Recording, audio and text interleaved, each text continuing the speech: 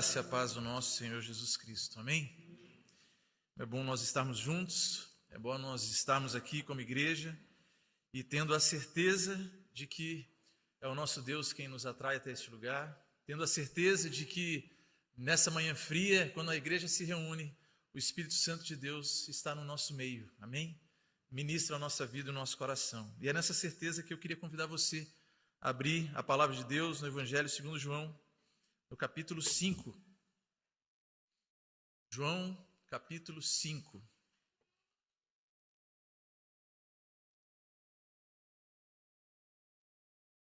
Nós vamos ler o verso 1 até o verso 15. Diz assim a palavra de Deus: Passadas essas coisas, havia uma festa dos judeus, e Jesus subiu para Jerusalém. Ora, existe ali, junto à porta das ovelhas, um tanque chamado em hebraico Betesda, o qual tem 5 pavilhões. Nestes jazia uma multidão de enfermos, cegos, coxos, paralíticos, esperando que se movesse a água. Porquanto um anjo descia em certo tempo, agitando-a, e o primeiro que entrava no tanque, uma vez agitada a água, sarava de qualquer doença que tivesse.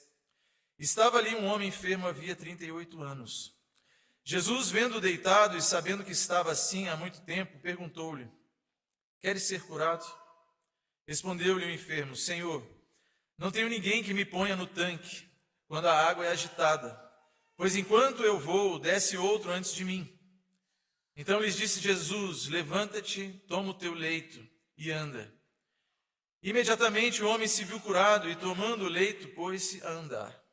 E aquele dia era sábado. Por isso disseram os judeus ao que fora curado: Hoje é sábado, e não te é lícito carregar o leito. Ao que ele lhes respondeu: O mesmo que me curou me disse: Toma o teu leito e anda.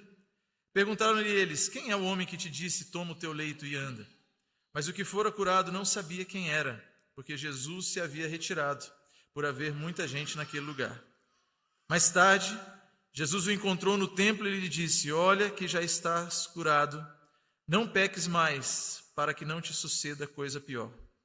O homem retirou-se e disse aos judeus que fora Jesus quem o havia curado. Até aí.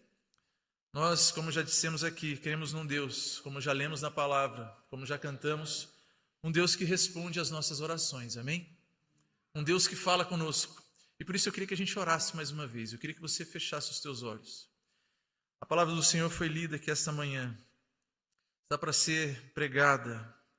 Vamos clamar ao Senhor para que Ele fale com a nossa vida. Senhor, nós te agradecemos, ó Pai, a oportunidade que o Senhor nos dá de sermos igreja. Te agradecemos, Deus, porque mesmo na nossa pequenez, nas nossas limitações, o Senhor nos visita com Teu Santo Espírito e ministra a nossa vida e fala ao nosso coração. E a nossa oração aqui não é diferente dessa, Jesus. O Senhor conhece, Deus, a forma como nós chegamos aqui nessa manhã de domingo. O Senhor conhece como está a nossa vida e o nosso coração. E nós queremos abrir diante do Senhor tudo que somos e temos e clamar para que o Senhor venha a ministrar no nosso coração, na nossa vida. Atraindo mais ainda o nosso olhar para o Senhor, atraindo os nossos passos, Deus. Se tem áreas da nossa vida, Deus, que nós temos andado de forma inertes, deixando de lado, não entregando ao Senhor, essa manhã que nós possamos lançar aos pés do Teu trono, Jesus, toda a nossa vida. Fala ao nosso coração, leva o nosso pensamento, a nossa emoção, a nossa vontade cativa à Tua presença e ministra a nossa vida no nome e para a glória de Jesus. Amém. Queridos, é muito bom de fato nós estarmos aqui no domingo de ceia. Sem dúvida alguma, estamos muito perto do Senhor, perto daquilo que Deus tem para fazer. Sem dúvida alguma, você não chegou aqui nessa manhã por acaso, ou ainda que você esteja acostumado a frequentar aqui o culto das 9, a frequentar o domingo a nossa igreja, talvez algum outro culto, certamente quem nos traz até aqui é o próprio Deus. E existe uma das coisas talvez que seja muito perigosa na nossa vida cristã, não é necessariamente a gente estar afastado das coisas de Deus, porque quem está longe das coisas de Deus é muito claro, né?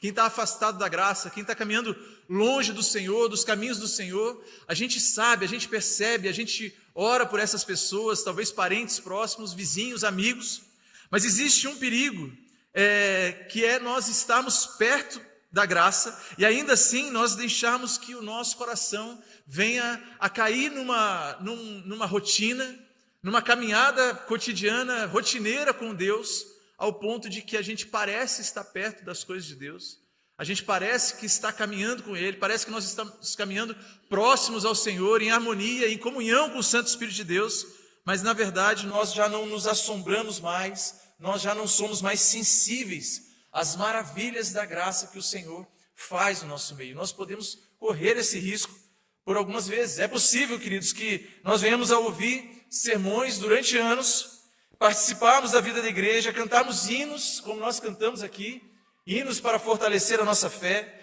conhecermos a linguagem do Evangelho, cumprimentarmos os irmãos, com a graça e a paz do Senhor Jesus Cristo, e a gente ter aquele evangeliquez, participar da comunhão dos santos, que é o nosso ajuntamento, participarmos tantas vezes até mesmo da mesa do Senhor, tá num domingo como esse, de sacramento, de santa ceia, e ainda assim, talvez termos um coração duro diante da graça do nosso Deus, ter um coração muitas vezes inflexível ou distante, ou às vezes distraído a tudo aquilo que Deus está fazendo, tudo aquilo que Deus quer ministrar na nossa vida. O que eu estou dizendo, queridos, é que de uma forma ou de outra é possível que eu e você estejamos frequentes à igreja, frequentes ao meio cristão, perto da palavra de Deus, perto da comunhão, e ainda assim distante no nosso coração do próprio Deus. E eu gostaria de refletir na igreja essa manhã sobre esse tema. Um tema a nos desafiarmos a avaliarmos a nossa vida, avaliarmos o nosso coração, tão perto da graça, mas às vezes tão longe de transformação, tão longe daquilo que Deus está fazendo e quer fazer na nossa vida. Porque, queridos, esse é um dos grandes perigos da nossa vida cristã. A possibilidade de nós nos acostumarmos tanto com a graça de Deus, nos acostumarmos com a bondade de Deus, com a vida cotidiana, e de repente a gente deixar de responder a essa graça da maneira como nós deveríamos. E de repente nós deixarmos de ter a vida com o Senhor, em intimidade com Ele, de quebrantamento, de entrega ao Senhor, de deixar todo o domínio, o controle da nossa vida nas mãos dEle, como nós devemos deixar. Esse é um risco que nós podemos correr. Eu não estou dizendo aqui, queridos, que a familiaridade com as coisas de Deus não são bênção. Sem dúvida alguma, nós estamos sendo familiares das coisas de Deus, é bênção na nossa vida, é extraordinário, e deve produzir na nossa vida, sim, gratidão. Nós precisamos agradecer a Deus por estarmos aqui essa manhã, simplesmente por estarmos aqui. Não precisa acontecer algo tão diferente, tão inusitado, mas nós levantamos mais uma manhã, mais uma semana, mais um domingo, e nós estamos aqui para cearmos juntos, para cantarmos juntos, para celebrarmos juntos, para ouvirmos a palavra de Deus, para sairmos daqui mais alimentados da palavra. Isso tem que alimentar gratidão no nosso coração, isso tem que nos conduzir a uma vida de arrependimento de fato, a nós colocarmos a nossa vida diante dele e falar: Senhor, nos perdoa, me perdoa, Jesus, por isso que eu tenho vivido, ou por isso que eu tenho deixado de viver, que eu tenho talvez carregado ainda nas minhas mãos. Tem que produzir em nós a dependência de Deus. Nós estamos aqui e temos a consciência de que tudo depende da sua mão providente na nossa vida. É isso que tem que produzir a familiaridade das coisas de Deus. Mas é verdade que por vezes, por caminharmos assim, aparentemente próximos ao Senhor, corremos esse perigo, às vezes, de estarmos acomodados espiritualmente. Já cumpri minha parte. Eu fui na igreja, eu tenho que ir na igreja, eu vou na igreja, frequento a escola dominical e bênção, e está muito bem, e é isso, e para mim basta, e eu estou feliz, e está ok, e de repente a gente continua tendo uma vida até próximo do epicentro daquilo que Deus tem feito, até próximo da graça de Deus, até próximo de gente que pode testemunhar coisas que tem vivido com Deus, mas talvez já não mais profundamente impactados pela presença de Deus. Nós precisamos desejar isso, irmãos. E certamente nós chegamos hoje aqui precisando disso. Eu quero estar sempre sendo constantemente assombrado pela maravilha de Deus. Eu quero acordar toda manhã com o coração temente ao Senhor de fato, falando assim: Senhor, o Senhor é tudo o que eu tenho. O Senhor é tudo o que eu preciso. Nós precisamos disso, ficarmos seguros na presença de Deus, extasiados na certeza de que nós não temos para onde ir, senão mais para perto do Senhor. E é exatamente isso, queridos, que nós encontramos nesse texto de João 5. Para mim, toda vez que eu medito nesse texto e vejo essa passagem, isso me impacta muito, me lembra muito isso. Quando nós olhamos para esse texto, normalmente a atenção ela é atraída aqui para a condição daquele homem, né? Nós olhamos e nos compadecemos de alguém que está ali no lugar onde havia cura, onde havia transformação, por 38 anos buscando o fim do seu sofrimento, a espera por algo que necessita, por uma mudança. 38 anos que aquele homem estava sem conseguir andar, 38 anos dependendo de outras pessoas para praticamente tudo, né? Você já pensou nisso? Alguém que talvez naqueles tempos ainda muito mais remoto, muito mais precários, né? No termos de acessibilidade, de transporte, de tudo. Aquele homem, 38 anos ali, sem mover as pernas. Isso nos leva, assim, a um sentimento compassivo. Mas à medida que nós vamos vendo o texto, à medida que João desenvolve aqui a narrativa, nós percebemos que o seu interesse não está tanto, talvez, nas pernas daquele homem, que padecia por 38 anos. Mas João parece querer chamar a nossa atenção para que a gente enxergue algo mais profundo. Ele quer que nós olhemos para o coração daquele homem. Talvez como o nosso coração pode estar aqui essa manhã. Porque o grande problema daquela história não era apenas um corpo que não se movia, mas era um coração que havia sim aprendido a viver naquela condição. Que já estava acomodado a viver daquela forma, que já estava assim satisfeito, contente de estar ali, dizendo: eu estou aqui buscando por essa mudança, eu estou aqui buscando por uma nova vida, por algo diferente, mas nada acontecia, nada mudava na vida dele, e ele já estava ali acomodado. Um coração que estava ali próximo dessa casa de misericórdia, nós vamos ver isso, mas aparentemente já não esperava muita coisa de misericórdia alguma. E talvez seja exatamente por isso, queridos, que esse texto aqui hoje é tão apropriado para um domingo de Santa Ceia. Porque antes de nós nos aproximarmos da mesa, nós somos sempre convidados a examinarmos a nossa vida, examinarmos o nosso coração. Nós vamos estar aqui participando desse meio de graça, participando desse sacramento, anunciando, proclamando para o mundo que nós somos esse povo do pão e do vinho, proclamando para o mundo que nós andamos em comunhão, mas antes de tudo isso, nós somos chamados a examinar não apenas as nossas circunstâncias. Talvez você chegue aqui hoje envergonhado, talvez pelo pecado, talvez por algo que aconteceu, talvez constrangido e falando assim: eu acho que é melhor não participar da ceia hoje, mas muito mais do que as circunstâncias do que você tem vivido. É importante você examinar o seu coração. Será que nós temos desejado ainda por mais coisa de Deus, pela transformação que Ele pode fazer? Será que nós estamos sensíveis à graça, às maravilhas de Cristo? E João 5 vai nos ajudar nesse diagnóstico. E eu queria buscar fazer junto com a igreja esse diagnóstico no meu e no seu coração. Amém? Vamos analisar a vida desse homem e buscar responder 3 perguntas para o nosso coração. E a primeira delas é essa que está aí na tela. Meio grande a pergunta, mas fácil da gente entender. Será que nós estamos apenas próximos da graça? Ou realmente nós desejamos ser transformados por ela? Eu queria convidar a sua imaginação a, mais uma vez, imaginar e tentar conceber aquele cenário. Uma festa, o texto começa nos dizendo que Jesus subiu para Jerusalém, aonde o povo subia para adorar, todas as tribos estavam subindo, então era muita gente indo para Jerusalém. Sem dúvida alguma, a cidade estava tomada, era um grande evento, grande multidão. E eu já cheguei a citar isso aqui em outro momento, acredito eu, mas sempre que eu olho para os evangelhos e vejo multidões e Jesus, eu fico pensando que se eu fosse o discípulo de Jesus, eu já ia ficar preparado para alguma coisa acontecer, né? Quando tinha muita gente, Jesus estava no meio, alguma coisa ia acontecer. E diz o texto que eles entrando em Jerusalém, havia ali junto à porta das ovelhas um tanque chamado em hebraico Betesda. E a palavra Betesda significa casa de misericórdia. Betesda tem essa raiz etimológica que significa casa da graça. E havia ali um homem que ele estava 38 anos, como nós vimos aqui, esperando por uma misericórdia, esperando por uma graça, indo para aquele lugar e falando assim: eu preciso dessa nova vida, eu preciso ser curado. Muito provavelmente, queridos, só os braços daquele homem funcionavam. Eu fico imaginando ele talvez tentando se movimentar daqui para ali, tentando viver talvez com as ajudas, as esmolas das pessoas que passavam, se compadeciam. Talvez eu e você, se estivéssemos subindo para adorar em Jerusalém, naquele dia olharíamos para alguém que estava naquela condição e poderíamos dar alguma coisa para aquela pessoa e nos compadeceríamos dela. Talvez ali quando ele chegou naquele lugar, ainda chegou com saúde, apesar das pernas, chegou ainda mais com vitalidade, mas ao decorrer dos anos, talvez, de arrastar-se de um lado para o outro, ele foi tomando uma aparência mais suja, enfim, buscando aquela cura. E eu fico imaginando aquele lugar, o som daquele lugar.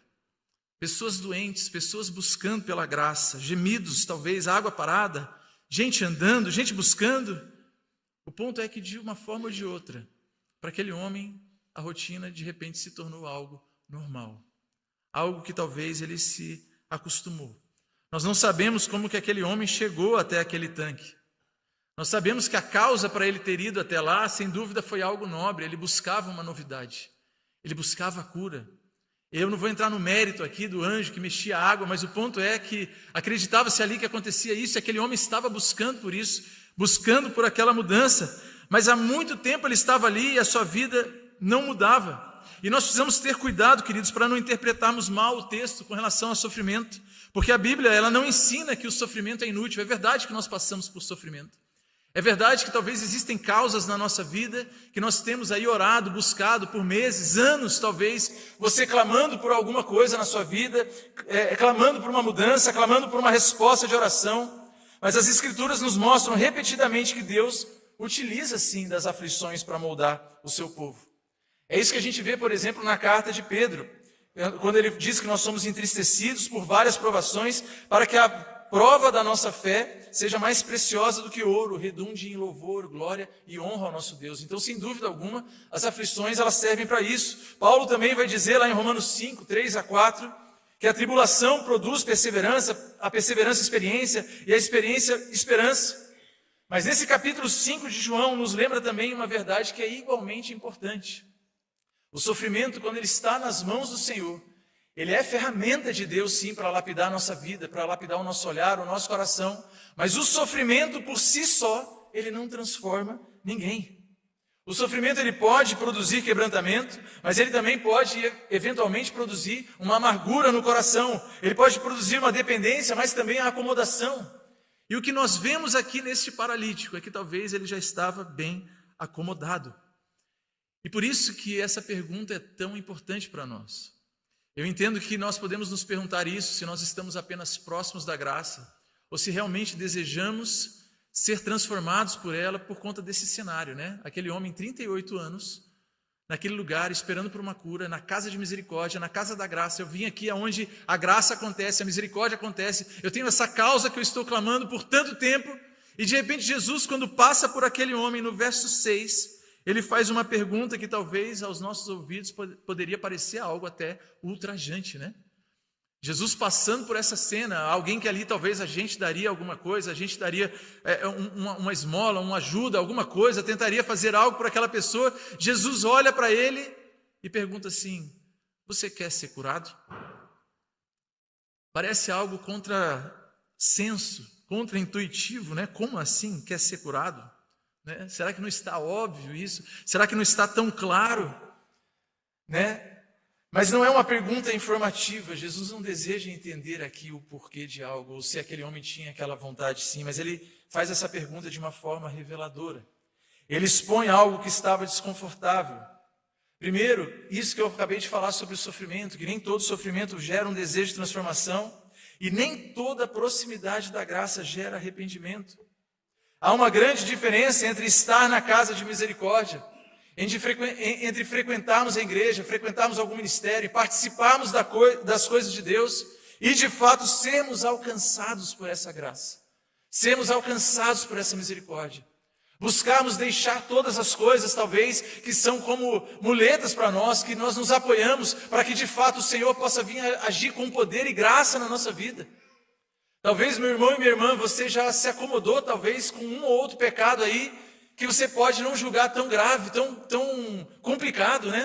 Então você fala assim, isso aqui já é tão pequeno, perfeito é só Jesus mesmo, e tá bom assim, né? E tá legal dessa forma, eu já estou bem com Deus, já estou melhor que a média, e a gente começa a achar que Deus não tem poder para transformar algumas coisas na nossa vida, para modificar algumas coisas. O homem junto ao tanque, ele nos mostra que da mesma forma que ele, nós podemos estar feridos pelo pecado ou pelas circunstâncias da vida. Todos os dias e todas as semanas vindo à casa da misericórdia, mas talvez sem encontrar, porque nós já nos acomodamos no nosso coração. Esse homem, ele não estava longe da possibilidade da mudança, mas ele estava acostumado já a viver na ausência dessa mudança. Ele estava acostumado a talvez declarar que ele buscava aquilo, que era aquilo que ele esperava, mas a não obter, a não alcançar, e aquilo ali conduziu ele talvez a uma vida muito acomodada. Mesmo há 38 anos, dizendo que estava buscando, ele agora estava acomodado daquela forma. Então nós devemos refletir sobre isso, devemos refletir se temos nos revestido de Cristo, buscado de fato aquilo que temos orado, aquilo que temos clamado para o Senhor. Chegamos aqui num domingo como esse, domingo onde vamos cear, onde o Senhor enxerga todo o nosso coração e podemos responder para Ele: Senhor, eu quero a Tua graça. Senhor, eu quero que o Senhor habite na minha vida, eu quero ser mais parecido com o Senhor todos os dias. Eu não quero ter uma vida apenas de uma aparência de crente, aparência de discípulo, mas eu quero responder a essa graça, sendo dia após dia transformado por ela. Amém, queridos?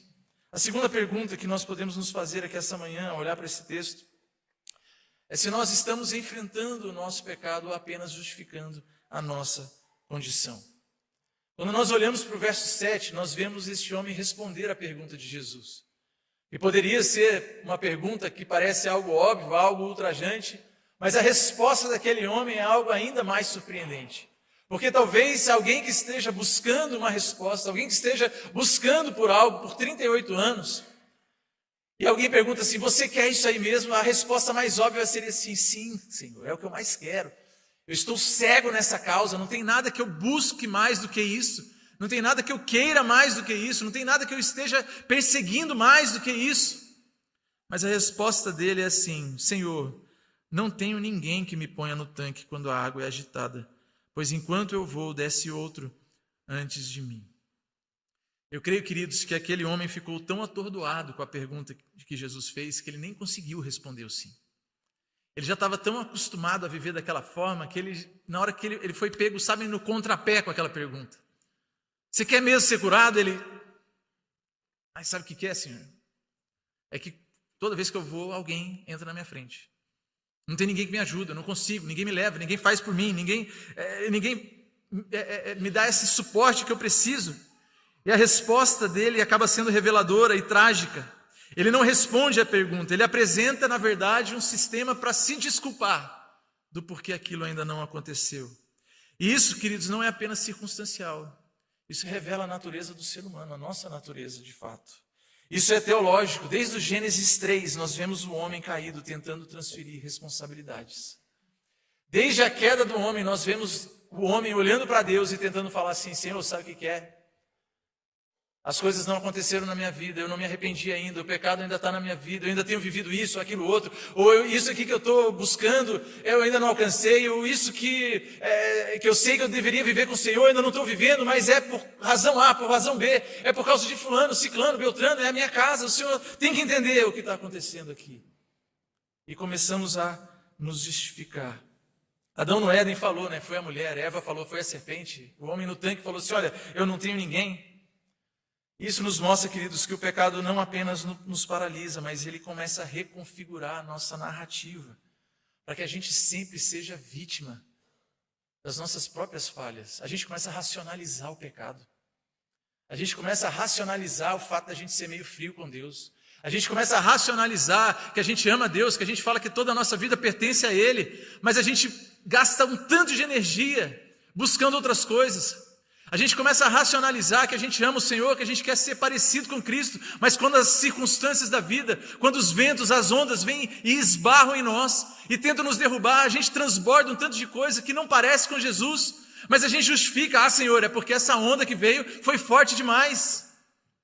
A gente começa a dar um tanto de razão, um tanto de desculpa para Deus, e às vezes até nos outros, para racionalizar a nossa falha.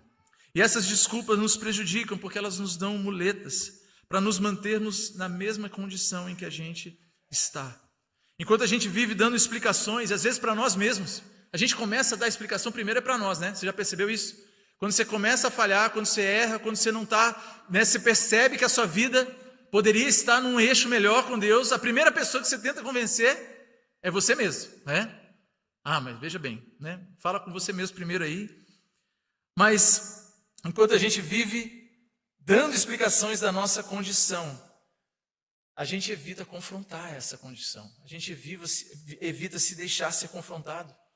Se não conseguimos dizer que temos crescido na nossa vida de oração, de intimidade com Deus, é porque nós estamos usando muletas para justificar a nossa mediocridade nessa vida com Deus.